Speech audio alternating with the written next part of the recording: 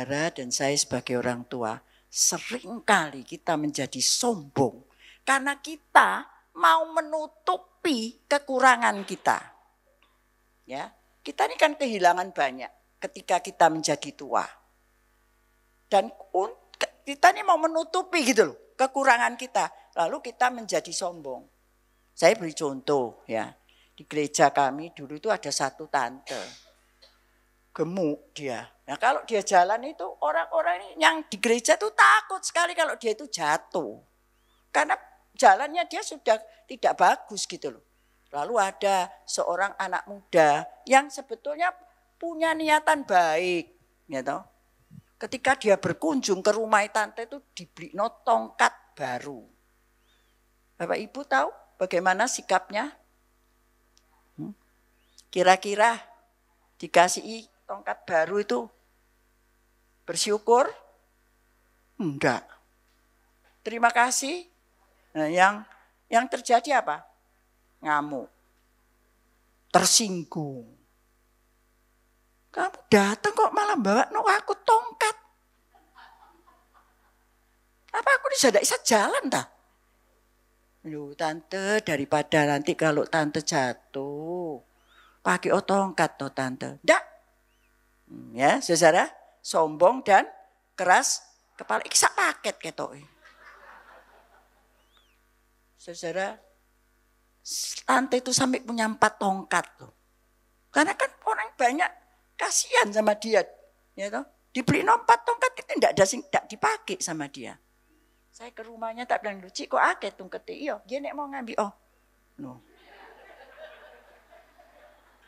Saudara, seringkali orang usia lanjut sombong bukan karena dia punya sesuatu untuk disombongkan loh. Tapi menutupi kehilangannya ini. Ya. Nah ini bagi yang muda kalau ngerti, ya wis lah kayak gitu toh. Ya wis diterima gitu loh. Ini bagi yang muda mesti ngerti. Ya. Nah terus mengapa juga keras kepala? Ya sama sebetulnya. Ya. Ada orang saya ini ngomong-ngomong, oh temanku tak harapkan datang tapi gak datang. Tak jadi no contoh cerita-cerita sama saya. Tak bilang ini, iya Cik, wong aku dewi ki ya sombong. Sombongmu piye gitu. Dia bilang gini, saya itu nyuci gorden. Ya, setelah sudah kering, saya mau dibalik no lagi. Tapi kan ya enggak bisa toh, mesti naik sesuatu. Tapi tak pikir, wah iya cedeki sofa kok. Ya, jadi dia naik sofa, masang gorden. Anak lakinya lihat itu. Kira-kira anak lakinya bagaimana, saudara? Oh cerit-cerit anak laki. Mama, bu, gitu ya. Kenapa dia berteriak?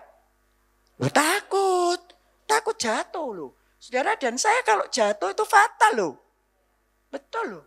Ya, terlalu banyak kerugian kita kalau kita sampai jatuh sebagai orang usia lanjut gitu.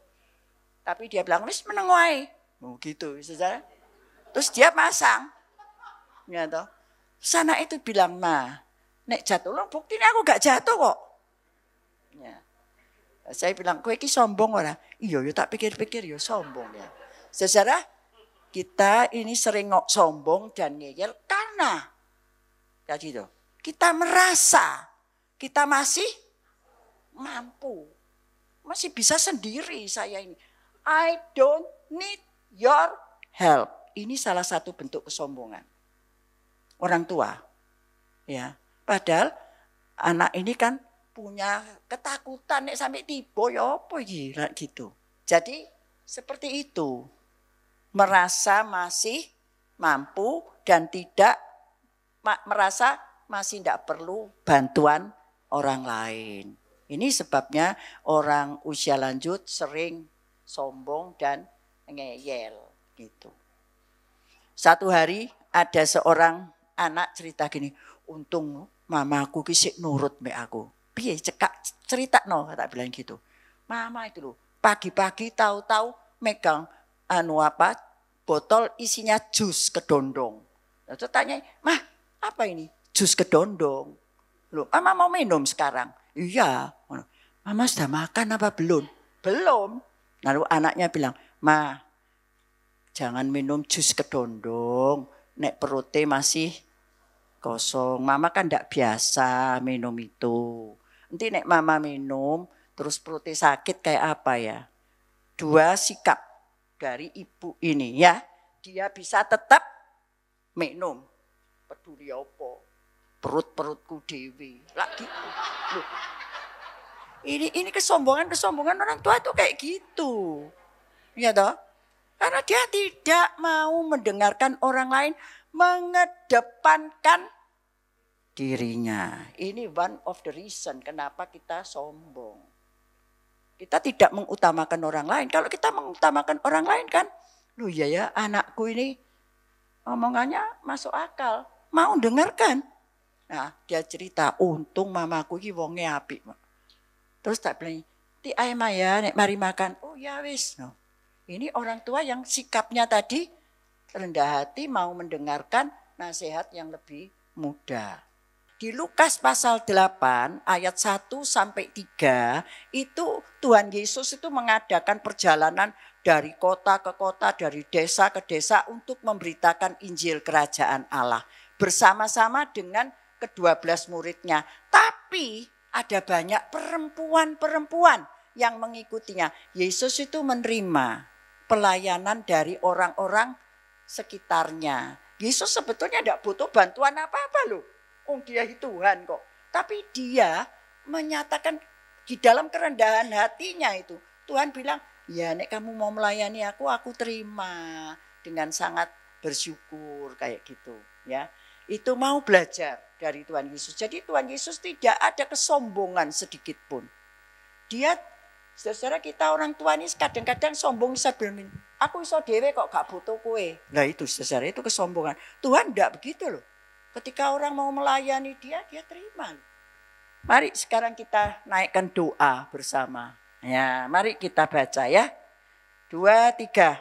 Bapak Sorgawi, dalam keterbatasan kami, tolonglah kami belajar rendah hati dan sabar. Tolonglah kami menerima dengan syukur mereka yang mau menolong kami. Ajarilah kami seperti Tuhan Yesus yang rendah hati dan lembut hati. Kami percaya Roh Kudus akan tolong kami hidup menyenangkan hati Tuhan. Dalam nama Tuhan Yesus kami berdoa. Amin. Ya.